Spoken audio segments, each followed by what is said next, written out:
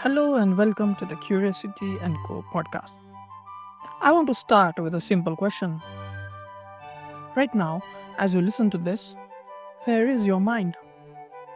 Are you here with me or are you already planning what's for dinner? Replaying a conversation from yesterday? Thinking about that email you need to send? Maybe you're scrolling through your phone while you listen to this. If your mind is wandering, you're not alone. In fact, you're completely normal. But you know what is fascinating? That wandering mind might be costing you more than you realize. Today, we are exploring what it seems to be truly alive in the moment, what it means to truly live in the moment. We will journey through ancient philosophy, cutting edge neuroscience, and practical psychology to understand why being present is so difficult, why it matters, and what we can actually do about it. But first, let me share a paradox that sits right at the heart of this topic. We spend our entire lives trying to capture moments. We take photos, we write in journals, we desperately try to hold on to the good times. Yet, the very act of trying to preserve these moments often means we are not actually experiencing them. We are so busy documenting that we forget to live. So, what does it really mean to be present? And is it even possible in our modern world of constant distraction? Well, let's find out. The philosophy of presence. The idea of living in the moment is not new. In fact, humanity has been grappling with this question for thousands of years. Let's start in ancient India, around 500 BCE. The Buddha taught something radical, that much of our suffering comes from dwelling on the past or anxiously anticipating the future. The Buddhist concept of sati, which we translate as mindfulness, literally means to remember. But what are we remembering? We are remembering to come back to the present moment again and again. Buddha observed that when we are lost in thoughts about the past, we experience regret, sadness, or nostalgia. When we are consumed by the future, we experience anxiety and fear. But the present moment? The present moment just is. It is the only place where we can actually take action, where we can truly experience life. Now, let's jump across cultures to ancient Greece and Rome. The Stoic philosophers had their own take on presence. Marcus Aurelius, the Roman emperor and philosopher, wrote in his personal journal, now known as the Meditations, confine yourself to the present. The Stoics had a beautiful way of thinking about time. They believed that the past is gone, it's beyond our control. The future hasn't happened yet. It is uncertain and also beyond our control. The only thing we truly possess is this moment, right now. Everything else is either memory or imagination. Epictetus, another Stoic philosopher, taught his students to focus only on what's within their control. And what's within our control? Not the past, not the future, but our thoughts and actions right now, in this present moment. Over in ancient China, Taoist philosophers were exploring similar ideas through the concept of Wu Wei, often translated as effortless action or going with the flow. The idea is that when we are fully present, when we are not forcing outcomes or resisting reality, we can act with perfect spontaneity and effectiveness. Think of water flowing around obstacles. It doesn't plan, it does not resist, it simply is. Fast forward to the 19th and 20th centuries. Existentialist philosophers like Soren Kierkegaard and Martin Heidegger took up these questions in new ways. Kierkegaard argued that anxiety, that gnawing feeling so many of us know too well, comes from our awareness of future possibilities. We are anxious because we are living in a future that hasn't happened yet, imagining all the ways things could go wrong. Heidegger made a distinction that I find really powerful. He talked about the difference between merely existing and truly being. Most of us, he argued, live inauthentically. We are so caught up in social expectations, in past regrets, in future worries, that we are not really present to our own existence. Authentic being means being fully present to the reality of our existence, moment by moment. Now, here's something fascinating from psychology that bridges ancient philosophy and modern science. William James, one of the founders of modern psychology, coined the term the spacious present. We think of the present as an instantaneous point, this exact nanosecond. But James realized that our experience of now actually spans about 2 to 3 seconds. It's not a point, but a duration. This is why you can experience a melody, not just individual notes. Your mind holds a brief window of time as the present. So, across cultures and centuries, philosophers and thinkers have been telling us the same thing. The present moment is where life actually happens. Everything else is just in our heads. But if this wisdom has been around for thousands of years, why is it so hard to put it into practice? Well, to answer that, we need to look inside the brain. The neuroscience of now.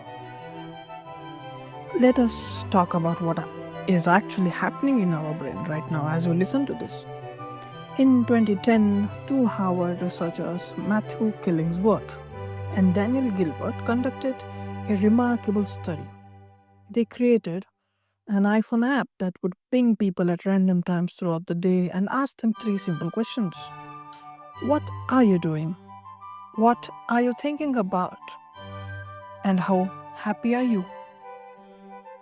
They collected over 250,000 data points from 2,250 people. And what they found was striking. Our minds wander, on average 47% of the time. Almost half of our waking hours, we are not present to what we are actually doing. We are somewhere else entirely. But here's the kicker. People were consistently less happy when their minds were wandering, regardless of what they were doing.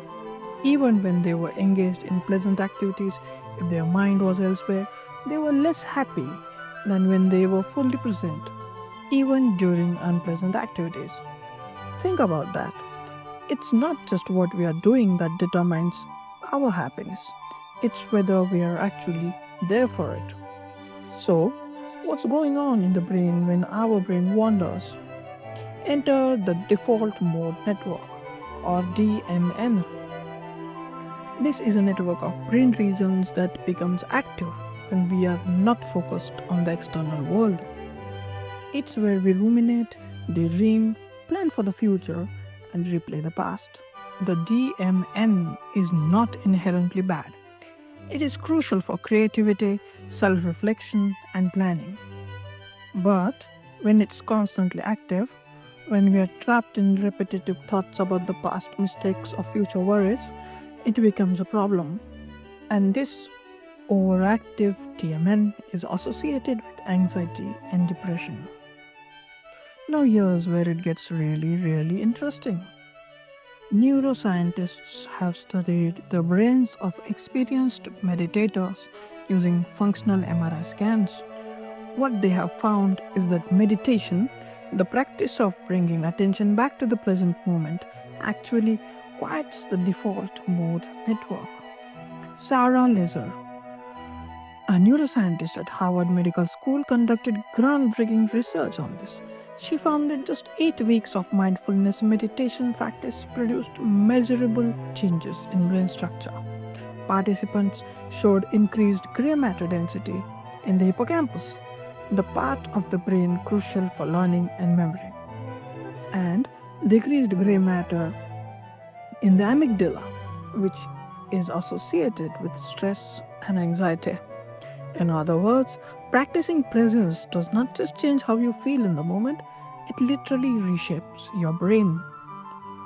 Let us talk about flow states. Hungarian psychologist Mihaly Csikszentmihalyi spent decades studying what he called flow, those moments of complete absorption when you're so engaged in activity that everything else falls away. Time seems to distort. Hours feel like minutes. You lose self consciousness. You're completely, utterly present. What is happening in the brain during the flow? Research shows that parts of the prefrontal cortex, the region responsible for self monitoring and self criticism, actually decrease in activity. This is called the transient hypofrontality. That critical voice that is constantly judging and evaluating, it goes quiet. And in that silence, we experience pure presence. Flow tends to occur when there is an optimal balance between the challenge of an activity and your skill level. Too easy and you're bored. Too hard and you're anxious. But right now, in that sweet spot, that's where flow happens. That's where presence lives. And now let's talk about time perception, because this is where neuroscience reveals something beautiful. Our experience of time is not fixed. It is constructed by our brains based on the information we are processing. When we are experiencing something novel, something that requires our full attention, our brains encode more detailed memories. And later, when we recall that experience, all those rich details make it feel like it lasts longer. This is why childhood seems to stretch on forever, while adult years fly by. Children are constantly encountering new experiences, while adults often fall into routine.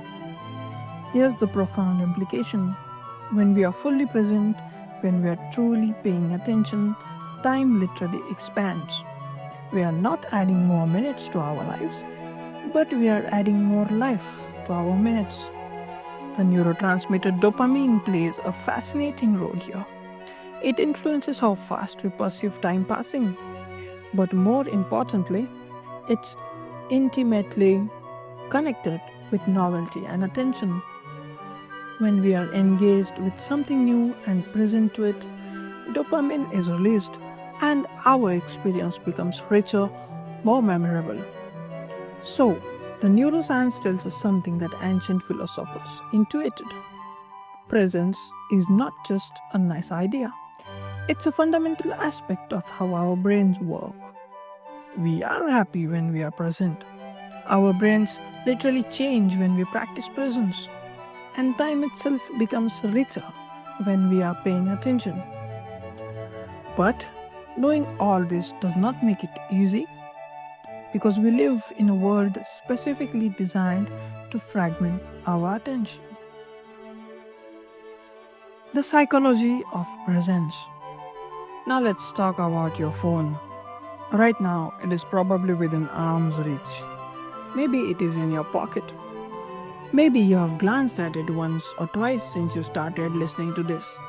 According to a 2019 study, the average person checks their phone 96 times per day.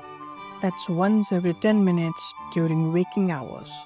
More recent data from 2022 suggests that that number has increased dramatically. Some studies show we are now checking our phones over 350 times a day.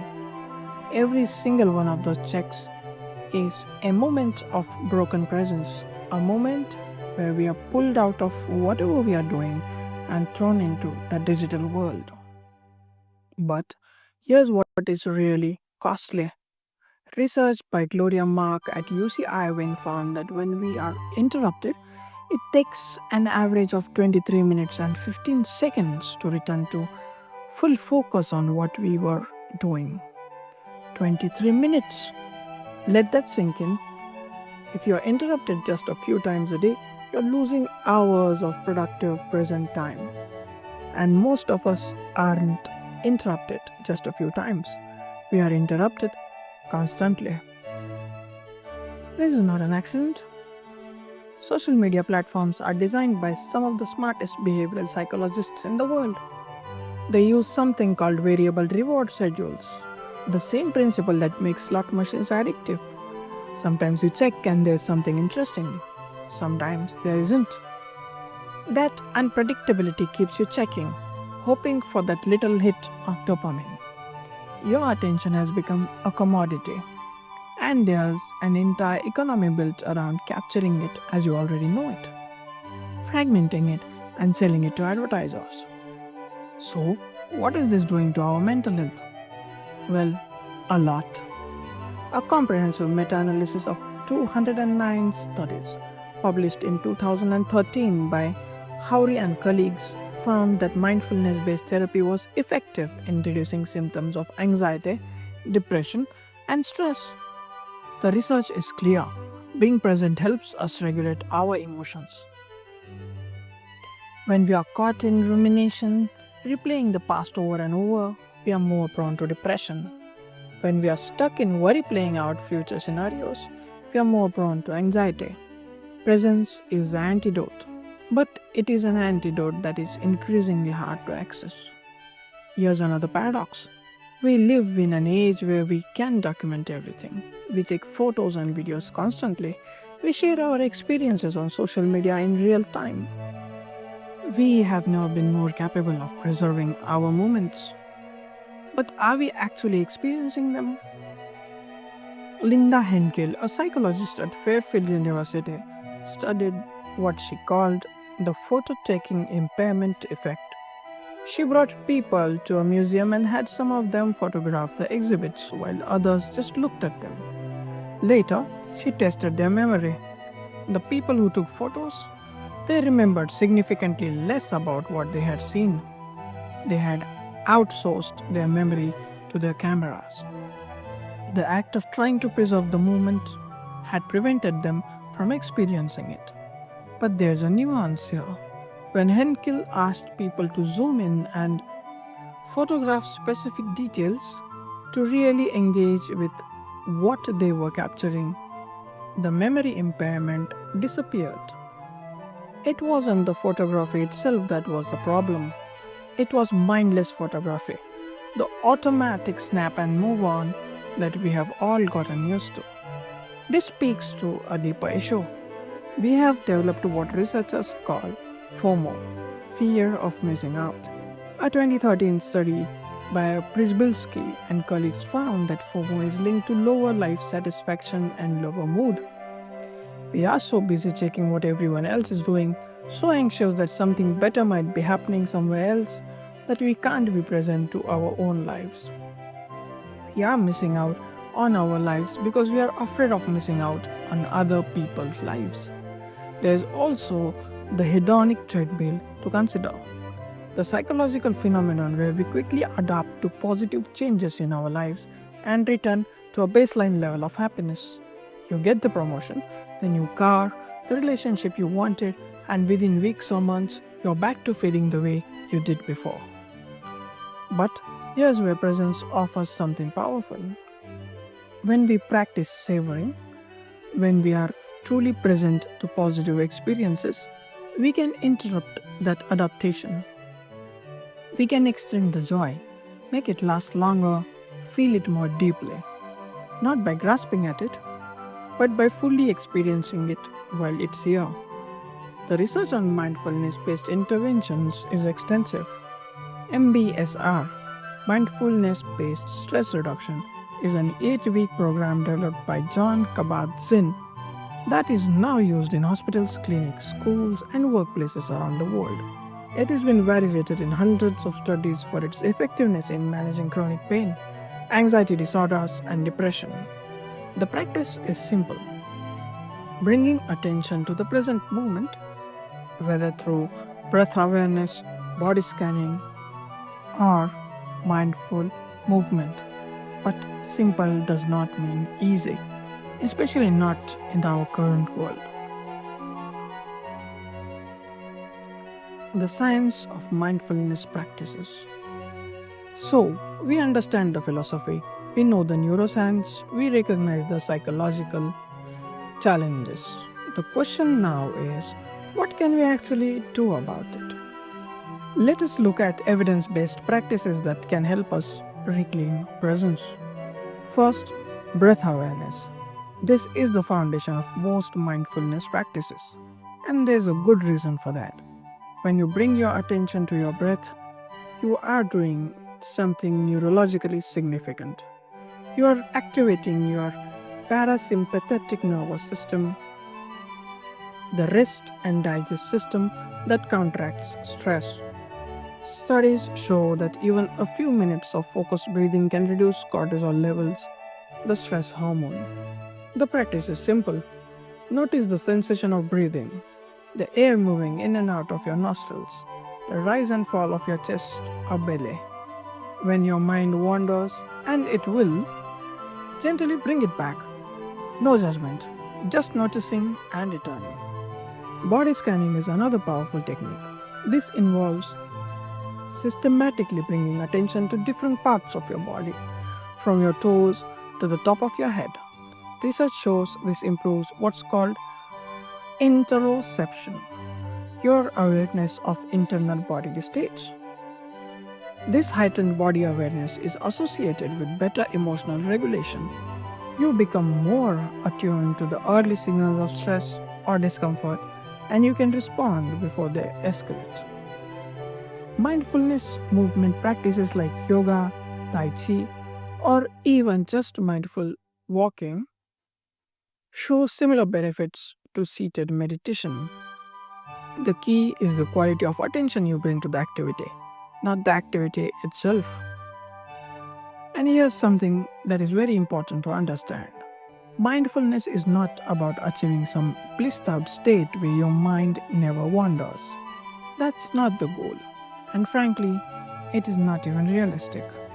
Your mind will still wander. That's what minds do. The practice is in noticing when it wanders and bringing it back. Each time you notice and return, you are strengthening the neural pathways of attention. It's like going to the gym for your attention muscle.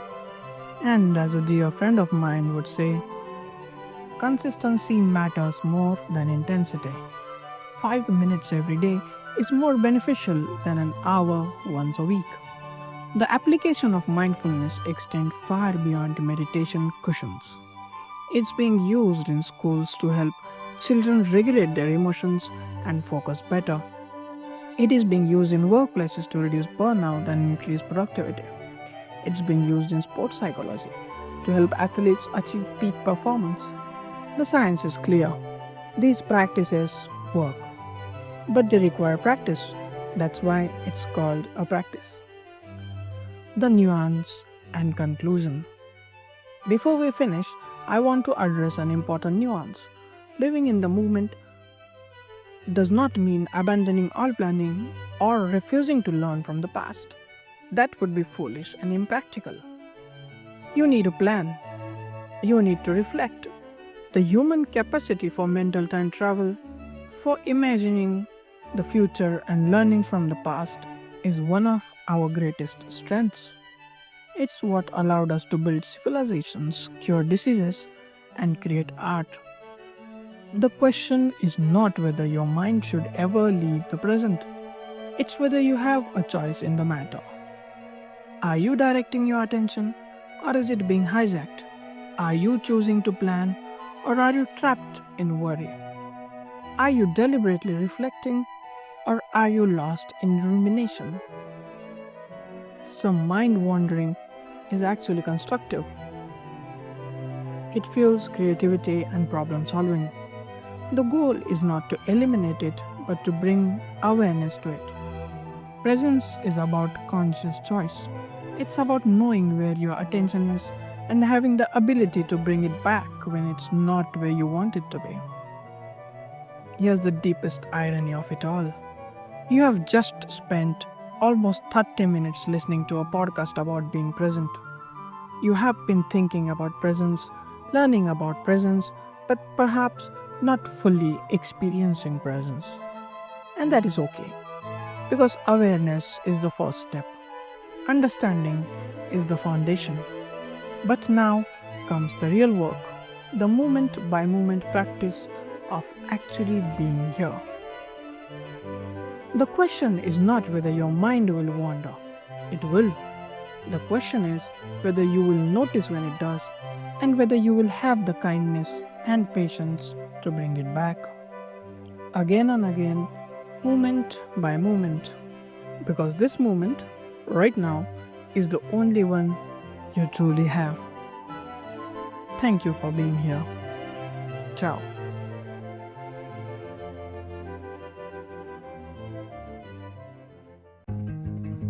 You have been listening to Curiosity and Co podcast, a space where we slow down to explore the questions that shape our inner lives and collective realities.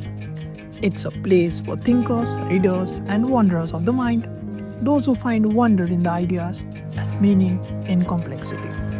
Here, we reflect on philosophy, science, psychology, and the way we live and relate to the world, drawing from both the timeless wisdom and modern insights. Tune in for the ideas, stay for the insight. Because at Curiosity and Co, curiosity isn't just a trait, it's a worldview.